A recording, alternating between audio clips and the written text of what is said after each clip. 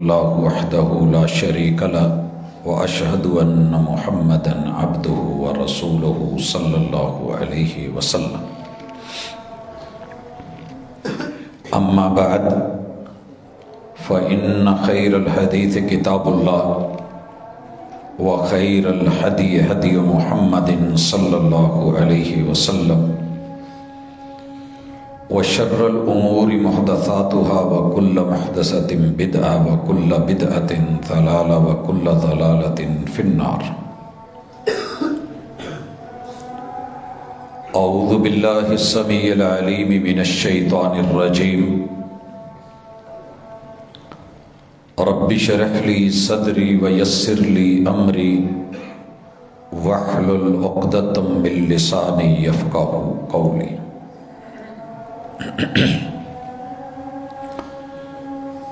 حاضرین مجلس، احباب گرامی، سامعین و سامعات،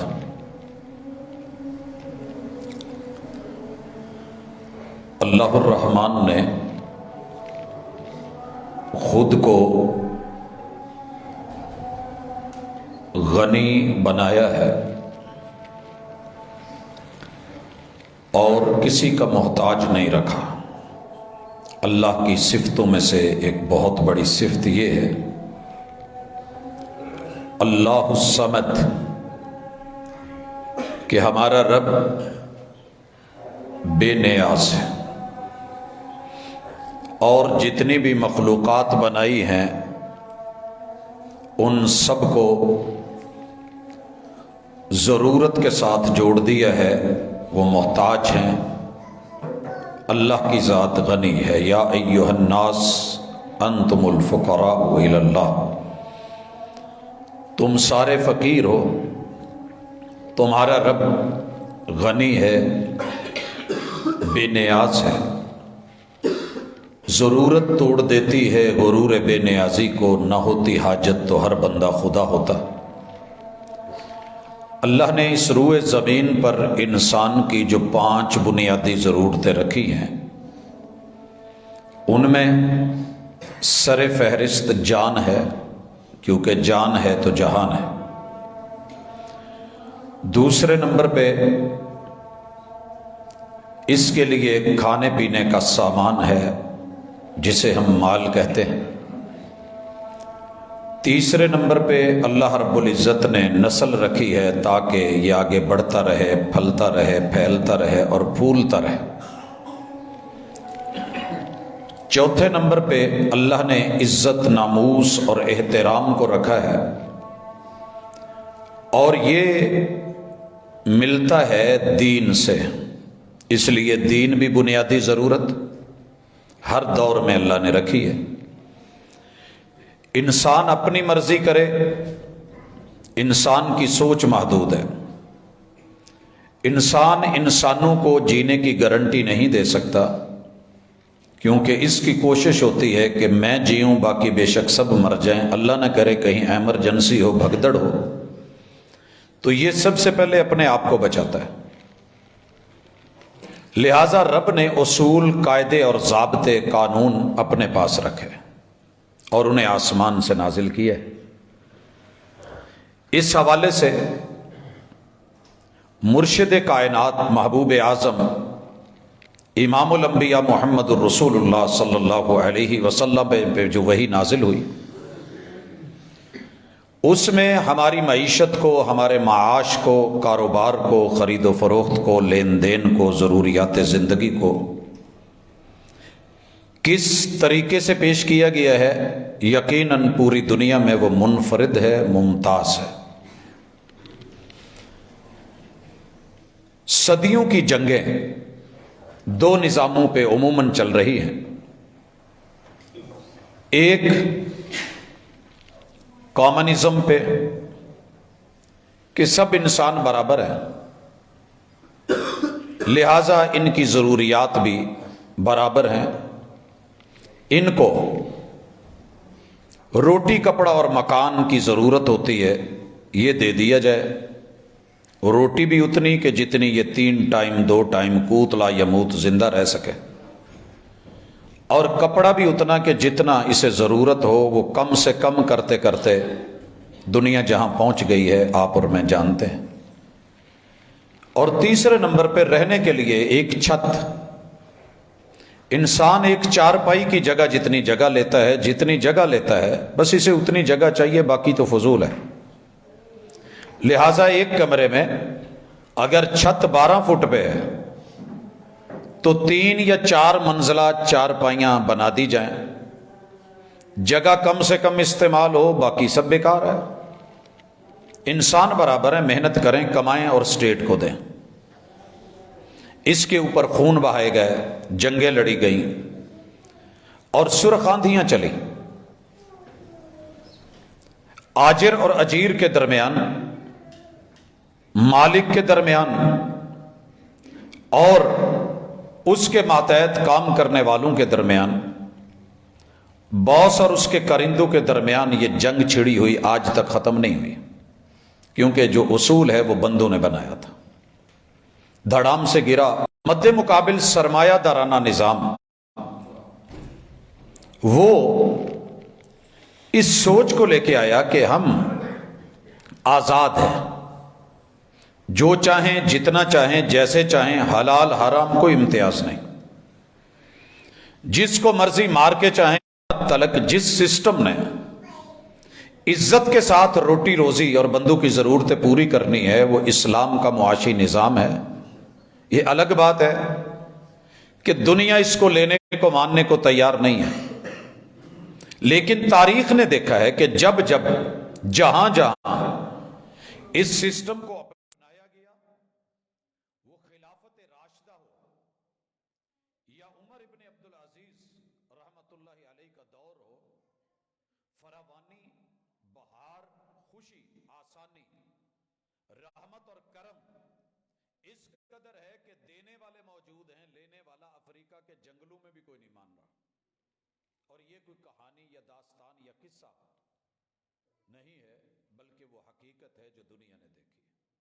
حضرات، اس نظام کے حوالے سے سب سے پہلی چیز اور گزارش، میرے مرشد نے مال کو انسان کی ضرورت قرار دیا ہے، راہب نہیں بنایا۔ لا رہبانیت فی الاسلام، یہ نہیں کہا کہ جناب مال نکال دو، پھینک دو، ختم کر دو۔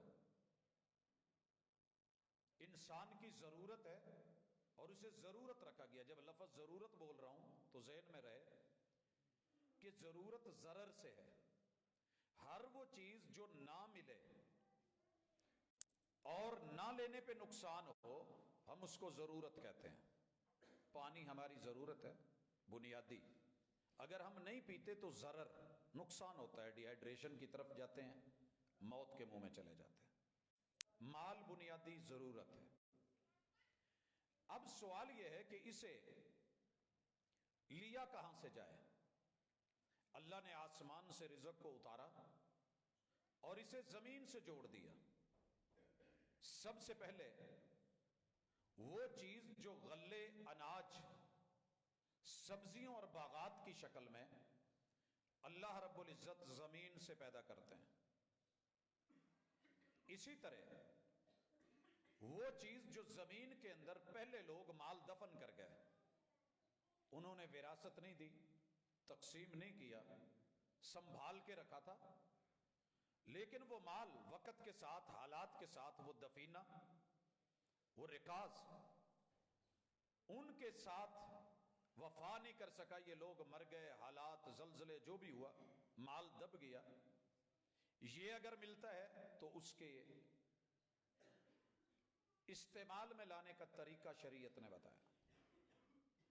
اسی طرح زمین میں چھپی ہوئی معدنیات، سونا، چاندی، دھاتیں، تیل، دیگر ذخائر،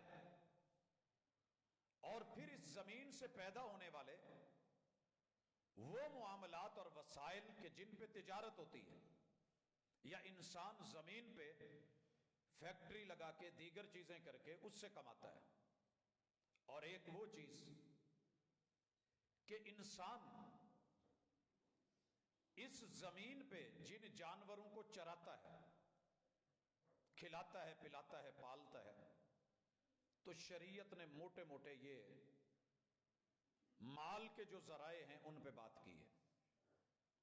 پہلا اصول یہ دیا ہے کہ اپنی ضرورت کو ضرورت رکھنا، ضرورت رب کلی والے فقیروں کی بھی پوری کر دیتا ہے، اسے خواہشات میں نہ بدلنا، کیونکہ مال کی خواہش انسان کو دیوانہ کر دیتی ہے، باولا کر دیتی ہے۔ اور یہ مال اور بنون دنیا کی زینت ضرور ہے، مگر آزمائش بھی ہیں، امتحان بھی ہیں، ابتلا بھی ہیں اور فتنہ بھی ہیں۔ وَلَنَبْلُوَنَّكُمْ بِشَيْءٍ مِّنَ الْخَوْفِ وَالْجُوعِ وَنَقْصٍ مِّنَ الْأَمْوَالِ وَالْأَنفُسِ وَالثَّمَرَاتِ، کبھی رب دے کے آزماتا ہے، کبھی ان کی کمی دے کے آزماتا ہے۔ ہم نے کیا کرنا ہے؟ تو فرمایا کہ حلال کماؤ۔ قیامت کے دن سوال ہوگا ان مالہ من این اکتسب، تیرے کمانے کے ذرائع کیا ہیں؟ ذریعے کے اوپر، وسائل کو پانے کے طریقہ کار پہ اسلام نے بڑی عمدگی کے ساتھ بات کی ہے۔ کہا کہ محنت کرو، اور جو محنت کرو گے تو رب تمہاری محنت رائے گا نہیں کرے گا۔ حلال طریقے سے کماؤ، اس میں دھوکہ نہیں ہو، غرر نہیں ہو، فراڈ نہیں ہو، ڈاکہ نہیں ہو، چوری کر کے نہیں لیا جائے، لوگوں کو دھوکے کے ساتھ دو نمبری کر کے، پیپر ورک کر کے مال مت کمایا جائے، چرایا مت جائے، ڈاکو بن کے مت چھینا جائے۔ یہ سارے ذرائع کے ساتھ جو حرمت کی راہیں تھی وہ دکھا دیں کہ ملاوٹ بھی نہیں کرنی، ملاوٹ بھی نہیں کرنی، جوئے سے نہیں کمانا، کہ آسان طریقے سے بیٹھو، لاٹریاں نکالو، گھٹنے پہ گھٹنا رکھو، آلتی پالتی مارو، مزے سے بیٹھو۔ مال کے اوپر ادھار دے کے پرافٹ نہیں لینا، کیونکہ آپ سائلنٹ پاور بن کے، خاموش ایک حصہ بن کے پیسے پہ پیسہ کما رہے ہیں، اور دوسری طرف ایک ضرورت مند آپ سے لے رہا ہے، تو سود ہے، حرام ہے۔ تجارت کرو، بتا کے، دکھا کے، خریدا ہوا مال کوئی نقص ہو تو پہلے بتاؤ، اگر کوئی پرابلم نکل آتی ہے تو واپسی کا امکان رکھو، جھوٹ نہیں، دیانتداری سے کیجئے۔ جو یہ کام کر کے پیسہ کمائے گا، دنیا میں بھی عزت کل قیامت کے دن انبیاء و شہداء کے ساتھ اور صدیقین کے ساتھ ہوگا۔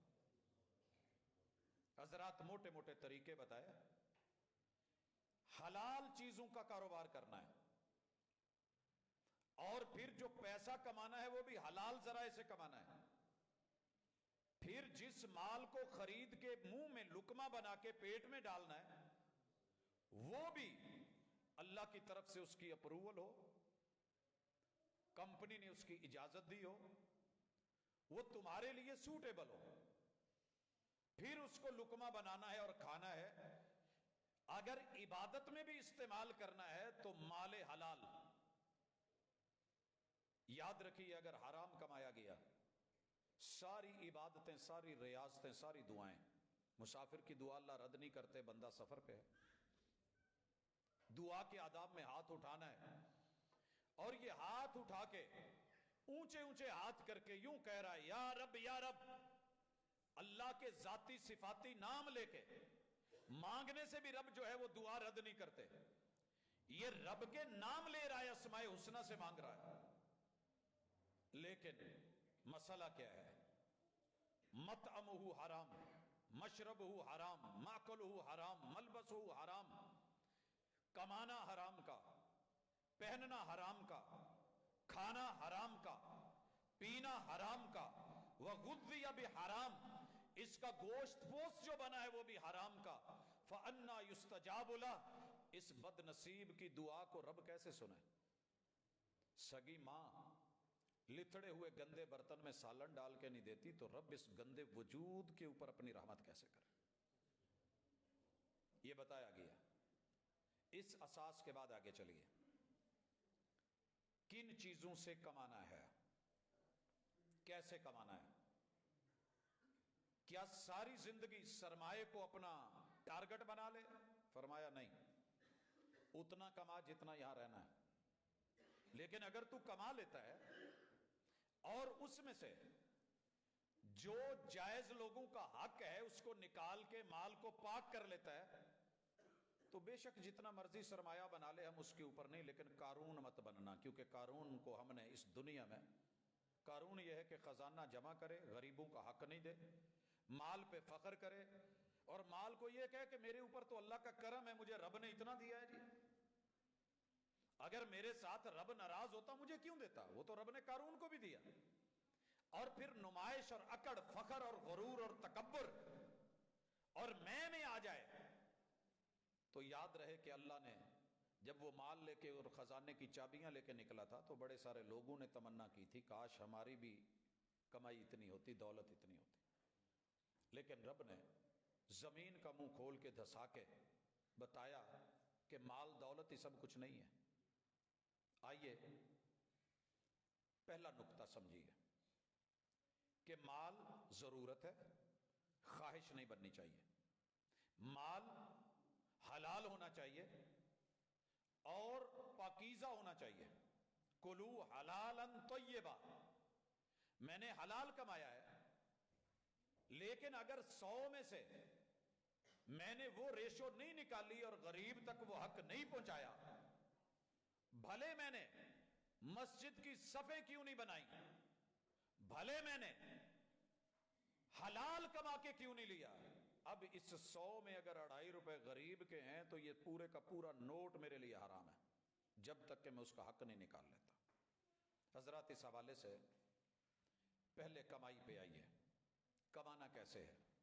دھوکہ نہیں دینا، اللہ نے جس چیز سے منع کیا ہے وہ کام نہیں کرنا، دھوکے میں بے غرر ہے، مال دکھایا نہیں، سٹاک پڑا ہوا ہے وہیں پہ ایکسچینج ایک سے دوسرے، دوسرے کے تیسرے نام ہو رہا ہے، خود زمین ہے، پراپرٹی خریدی ہے، میں نے ٹوکن دے دیا ہے، بیانے کا ٹائم لے لیا ہے، اور اس دوران میں نے ڈبل ریٹ پہ آگے بیچ دیا، اس کی ملکیت میری ہوئی نہیں لیکن میں نے اس کو آگے سیل کر دیا ہے، یہ ہم میں چل رہا ہے، بے برکتی، حرام، غیر شرعی کام ہے۔ جب تک وہ چیز میری ملکیت نہیں ہو جاتی میں تب تک اسے آگے سیل نہیں کر سکتا۔ سٹاک ہے، جب تک میں اس کو اپنے کنٹرول میں نہیں لے لیتا اس کو میں آگے دوسرے ہاتھ میں نہیں بیچ سکتا۔ ہماری لاکھ مجبوریاں ہوں، شریعت آپ کی مجبوریوں کے ساتھ سوسائٹی کو بھی دیکھتی ہے، دھوکے کو دیکھتی ہے، کل کو کیا ہوگا، بن